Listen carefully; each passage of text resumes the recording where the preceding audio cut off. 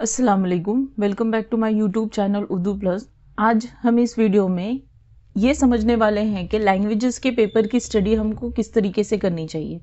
उसी तरीके से हम ये देखने वाले हैं कि जो उर्दू का पेपर होता है उस पे जो हिदायत यानी इंस्ट्रक्शंस जो दी जाती है उसको समझने की कोशिश करेंगे। तो सबसे पहले उर्दू सब्जेक्ट के बारे में पढ़ते हैं।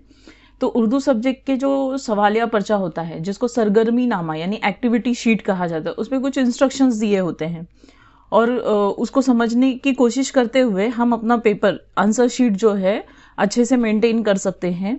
तो सबसे पहले सरगर्मी नामे में दी गई हिदायत। अब ये सरगर्मी नामा जो बोला गया है वो क्वेश्चन पेपर को बोला गया है। हिदायत के मुताबिक खाके पेन से बनाए, स्केल की हैयत की कोई अहमियत नहीं। जैसे कि इससे पहले वाली वीडियो में मैंने आपको बताया था कि जो भी वेब खाका या जदोल आप बनाने वाले हो आपको पेन से ही उसको बनाना है, पेंसिल का बिल्कुल इस्तेमाल नहीं करना। हैयत मतलब शक्ल, कि आप उसको छोटा भी बड़ा बना सकते हो, बड़ा भी बना सकते हो, कोई सेंटीमीटर आपको लेने की ज़रूरत नहीं है। सेकेंड टॉपिक ये है कि तहरीरी हिस्से की सरगर्मियों में खाके बनाने की ज़रूरत नहीं। तहरीरी मतलब जो दो जदोल के अलावा जो सवालात आपको पूछे गए हैं उसमें आपको कोई ट्री डायग्राम नहीं बनानी है, कोई जदोल नहीं बनानी है। आप अपना आंसर जो है पैराग्राफ में लिख सकते हो और ना ही सवाल लिखना ज़रूरी है। सवाल लिखना ज़रूरी तो नहीं, लेकिन सवाल नंबर आपको बराबर से लिखने हैं, नहीं तो वो चेकिंग करते वक्त जो जवाबात होंगे वो गलत हो जाएंगे। इश्तिहार की तस्वीर व तज़य्युनकारी के नंबरात नहीं है। अब जो आपको एडवर्टाइजमेंट राइटिंग आती है, इश्तिहार का मतलब जो एडवर्टाइजमेंट आता है क्वेश्चन नंबर 5 में आपको बोला जाता है, तो उसके जो पॉइंट है आपको पूरे पूरे लिखने हैं। ये नहीं कि आपको उसको डिजाइनिंग वगैरह करना है। आपने जो डिजाइनिंग करेंगे, ड्राइंग बनाएंगे, उसके कोई आपको मार्क्स मिलने वाले नहीं हैं। फिर 3 है सरगर्मी नामे के मारूजी सरगर्मियाँ और कवायद पर मबनी सरगर्मियों की जांच मुमतहिन हिदायत के ऐन मुताबिक करता है, इसलिए हिदायत बगौर पढ़े। अब वो क्या कह रहा है कि सरगर्मी नामा जो भी आप क्वेश्चन पेपर आपके पास है, मारूजी मतलब एमसीक्यू टाइप जो 2 लोग गई, एक मार्क्स वाले जो आंसर्स होते हैं क्वेश्चन नंबर 4 में, कवायद वगैरह में आपको जो पूछे जाते हैं ग्रामर में, तो जो मुमतहिन होता है, जो चेक एग्जामिनर होता है, उसको ऑलरेडी मॉडल आंसर शीट मिलती है बोर्ड की तरफ से और फिर उसके मुताबिक ही वो आपके जवाबात को सही या गलत करता है। ठीक है। चौथा पॉइंट है सरगर्मी नामे के मौजूई सरगर्मी और ज़ाती राय, रद्द अमल और इजहार ख्याल की सरगर्मियाँ सिर्फ इक्तबास के हूबहू जुमले और अल्फाज पर मबनी जवाब को मुकम्मल नंबरात नहीं दिए जाते। अब वो क्या कह रहे हैं कि जदोल है, 1 मार्क्स का जो जवाबात है उसको तो आपको लिखना, हाँ वो लिखते वक्त आपको ये तवज्जो देनी है कि उसके इमले की गलतियां ना हो, वरना वहाँ सही होने के बावजूद अगर इमला गलत है, आपने देखकर भी गलत लिखा है, तो भी मार्क्स कट जाएंगे। ठीक है।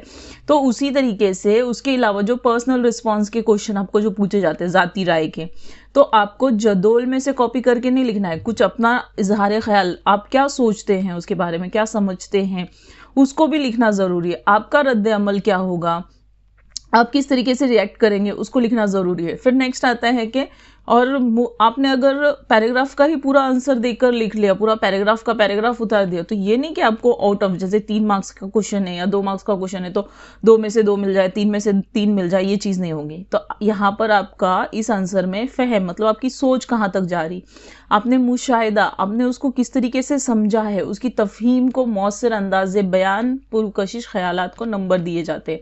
उस सवाल को आपने समझकर किस तरीके से अपनी सोच समझ के एतबार से, तजुर्बे के एतबार से लिखा है, तो उसके ऊपर आपको जो है नंबर मिलेंगे, ना कि पैराग्राफ को कॉपी करने पर। 5वां पॉइंट है सरगर्मी नामे की इत्तलाती तहरीरी सरगर्मियों को हिस्सा जांचते वक्त मुमतहिन उन्वान और हिदायत के मुनासिबत से आपकी तहरीरी महारत, मौसर अंदाज़ बयान, पुरकशिश ख़यालात, मुनासिब अल्फाज पर महल अशार, मुहावरे, कहावतें, बोली, हवाले का सही इस्तेमाल, इमला वगैरह पर खुसूसी तवज्जो देते हुए नंबरात तफवीज़ करता है। अब देखो जो आपको क्वेश्चन नंबर 5 होता है, जैसे कि क्वेश्चन नंबर कवायद, क्वेश्चन नंबर 4 जो है कवायद पर होता है, उसी तरीके से क्वेश्चन नंबर 5 इत्तलाती तहरीरी, जिसके अंदर आपको लेटर राइटिंग होती है, फिर समरी टाइप जो आपको है खुलासा करना होता है, इक्तबास दिया जाता है, उसके बाद आपको जो दिया जाता है मजमून रहता है, कहानी है, ये सब आपकी उसमें आता है। तो वो जब वो सेक्शन पे जब आप सॉल्व करोगे तो आपको ये चाहिए कि उसके अंदर आप किस अंदाज से लिखते हो, आप कौन से अल्फाज उसमें इस्तेमाल कर रहे हो, उसको और भी अल्फाज बेहतर बनाकर पेश करना। फिर अशार अगर आपको याद है तो वो अशार को वहाँ पर लिखना, फिर मुहावरे इस्तेमाल कर सकते हैं आप, कहावतें इस्तेमाल कर सकते हैं, जिससे आपका मजमून, कहानी, ये सब जो है पढ़ने में अच्छा महसूस हो और आपकी सोच वहां पर समझ में आए कि आपको वो चीजें कितने अंदाज में समझ गई हैं। ठीक है, उसी तरीके से कहानी का जो उन्वान होता है वो लिखना जरूरी है, मकसद लिखना जरूरी है। फिर नंबर 6, खुशखती और सफाई का ख्याल रखें। तो ये सब होने के बाद इमला, खुशखती और सफाई, ये 3 चीजें बहुत जरूरी है, तो पेपर आपका और भी अट्रैक्टिव दिखेगा। तमाम सरगर्मियां हल करना लाजमी है। इससे पहले के जो वीडियो में मैंने आपको बताया था कि आपका खुद का भी टारगेट ये रखो कि आपको पूरा पेपर जो है वो सॉल्व करना है। तो वही वो कह रहे हैं कि कोई ऐसा नहीं कि स्किप करना है। क्वेश्चन नंबर 5 में आता है या, अगर ये क्वेश्चन है तो इसके बदले आपको ये सॉल्व करना है। नेक्स्ट, अब कुछ और अहम नुकात जो मैंने अपनी तरफ से यहाँ पर ऐड किए हैं, और ये ट्रिक्स कह सकते हैं हम आपको आसान करने के लिए। तो सबसे पहला पॉइंट है, पैराग्राफ को तवज्जो के साथ इस तरह पढ़िए कि आपको जुमले याद रहे, ताकि आप सवाल के जवाब आसानी से ढूंढ सके। अब क्या होता है, जब पैराग्राफ में हम सवाल का जवाब ढूंढते हैं तो हमको टाइम लग जाता है, तो इसीलिए पहले ही पैराग्राफ 3 मिनट 4 मिनट में इस तरीके से पढ़ना है कि आपको जुमले याद रहना चाहिए कि कौन सी लाइन में कौन सा जुमला है। अगर ऐसा नहीं होता तो दूसरा पॉइंट, इक्तबास यानी पैराग्राफ में सवाल का जवाब ढूंढते वक्त सवाल में आने वाले लफ्ज को तलाश कीजिए, जिससे जवाब का मिलना आसान हो जाएगा।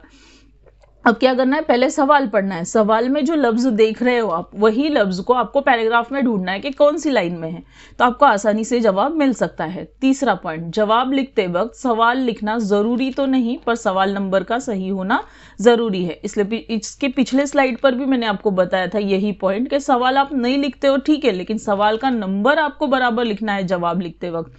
फिर चौथा पॉइंट है, उर्दू के सवालिया पर्चे में सवाल नंबर 4 कवायद पर होता है, और कवायद जमात पंजुब से नव्वुम तक आपने जो भी पढ़ा है सब पूछा जाता है। अब ये जो सवाल नंबर 4 कवायद का जो आपका होता है, ये ही 16 मार्क्स का होता है, 16 मार्क्स का होता है उर्दू में। अगर आप ग्रामर को भी बहुत अच्छे से कर लोगे तो भी आपको आराम से 16 मार्क्स, और छोटे छोटे 1 लाइन मारूजी क्वेश्चन, जिसको हम MCQ टाइप कहते हैं, वैसे क्वेश्चन आपको वहां पर पूछे जाते हैं। नेक्स्ट, 5वां, जाती राय पर पूछे गए सवालात के जवाबात में आपने अपनी राय जाहिर करनी है, चाहे वो मस्बत हो या मनफी। अब ये जो पॉइंट्स मैं बता रही हूँ, ये पॉइंट्स हर लैंग्वेज पेपर में आपको काम आएंगे। अब जाती राय, जैसे कि इंग्लिश में हम पर्सनल रिस्पॉन्स क्वेश्चन पूछे जाते हैं, जैसे कि कभी कभी आपको क्या होता है कि एक सवाल में 2 सवाल पूछे जाते हैं। जैसे कि अगर इल्म की अहमियत के बारे में पूछा है तो आप इस बात से इत्तफाक करते हैं या नहीं। अगर इस तरीके का सवाल होता है, चाहे हिंदी में, मराठी में, इंग्लिश लैंग्वेज में या उर्दू में, आपने हाँ या नहीं भी लिखा तो भी वहां पर आपको 1 मार्क्स मिलेगा। तो ऐसे क्वेश्चन तो बिल्कुल लीव नहीं करने हैं, और हाँ या नहीं बताते हुए उनकी वजूहात अगर आप बताते हो तो आपको वहां पर 2 या 3 मार्क्स आपके मिल जाएंगे। ठीक है, तो चाहे वो आप अहमियत अच्छी वाली बताओ, चाहे उसकी बुराई बताओ, जो भी आप बताओगे तो भी मार्क्स है, क्योंकि वो आपकी जाती राय है। छठा पॉइंट है, खत लिखते वक्त हमेशा रस्मी खत यानी फॉर्मल लेटर ही का इंतखाब करें। ये मेरी तरफ से आपको एडवाइस है कि जब आप लेटर जब भी चूज करोगे किसी भी लैंग्वेज पेपर में, तो फॉर्मल लेटर ही रखो। फॉर्मल लेटर यानी अगर मैं नॉर्मल जबान में कहूँ तो 2 लेटर वाला एड्रेस, जिसमें 2 एड्रेस होते हैं, ऐसा लेटर। उसमें क्या होता है कि कंटेंट कम होता है और स्टेप बाय स्टेप आपको मार्क्स मिलते हैं, तो आपको लिखने की जरूरत कम पड़ती है, आपको एड्रेस याद करना पड़ता है। आपका जो सब्जेक्ट है यानी जो मजमून है जिस लिए आप वो एप्लीकेशन लिख रहे हो, वो एक आधा 1 मार्क्स, इस तरीके से उसकी काउंटिंग है। फिर नंबर 7, मजमून के लिए अशार और अकवाल का इस्तेमाल कर सकते हैं, जिसकी वजह से आपको पैराग्राफ बनाने में आसानी होगी।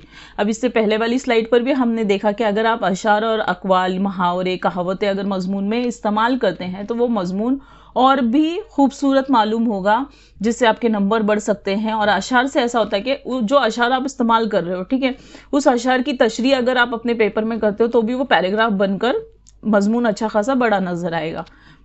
8 है, जदोल में जवाबात लिखते वक्त इमले का खास ख्याल रखें। जैसे कि मैंने अभी कहा, मारूजी सवाल यानी MCQ टाइप क्वेश्चन में आप जो भी पैराग्राफ में से कॉपी कर रहे हो, आपको ये होना जरूरी है। होता क्या, अक्सर हम कॉपी करते हुए भी हम गलत लिख देते हैं। अगर आप ऐसा करोगे तो आपको बिल्कुल वहां नंबर नहीं मिलेंगे, वहां तो आधा मार्क्स भी नहीं मिलेगा, पूरा मार्क्स आपका कट होगा। ठीक है, तो इमला खास ख्याल रखें आप। नंबर 9 है इम्तिहान लैंग्वेज पेपर्स की तैयारी करते वक्त। अक्सर क्या होता है, जिस दिन हमारा पेपर होता है लैंग्वेज का, चाहे हिंदी का हो, मराठी का हो, उर्दू का हो, इंग्लिश का हो, तो हम क्या करते हैं कि नहीं पैराग्राफ आने वाला है, हमको पढ़ना ज़रूरी नहीं है। लेकिन ऐसा नहीं होता, उसमें भी कुछ पॉइंट्स ऐसे हैं जिनको हम नज़रअंदाज नहीं कर सकते, जैसे कि ग्रामर हुआ, मजमून है, खबर नवेसी है और इश्तिहार नवेसी का मुताला कीजिए। इनको देखना पढ़ना ज़रूरी है कि कम से कम आपको पैटर्न याद रहे या मजमून के थोड़े बहुत पॉइंट्स आपको मिल जाए। ग्रामर आपका रिकॉल हो सकता है, खबर नवीसी में जो जो पॉइंट्स है उसको किस तरीके से लिखना है, जैसे क्या अंदाज से उसको लिखा जाता है, उसका क्या पैटर्न है, इश्तिहार नवीसी का क्या पैटर्न है, ये आपके जहन में बैठ जाए तो यहाँ पर आप मार्क्स ग्रैब कर सकते हो। अदरवाइज 10वां है कि अंग्रेजी जबान के पर्चे के वक्त ट्रांसलेशन भी पढ़ाई कीजिए। अब होता क्या है कि अंग्रेजी का जो आपका पेपर है उसमें आपको ट्रांसलेशन पूछा ही जाता है, तो उसकी भी आपने पढ़ाई करनी है ताकि पेपर आपको आसान जाए। अगर ये वीडियो आपको पसंद आती है तो लाइक कीजिए, सब्सक्राइब कीजिए और शेयर कीजिए। और पेपर लिखने के ताल्लुक से या किसी भी सब्जेक्ट के ताल्लुक से अगर आपको कुछ क्वेश्चंस है तो आप कमेंट के ज़रिए पूछ सकते हैं। जज़ाकल्लाह, थैंक यू।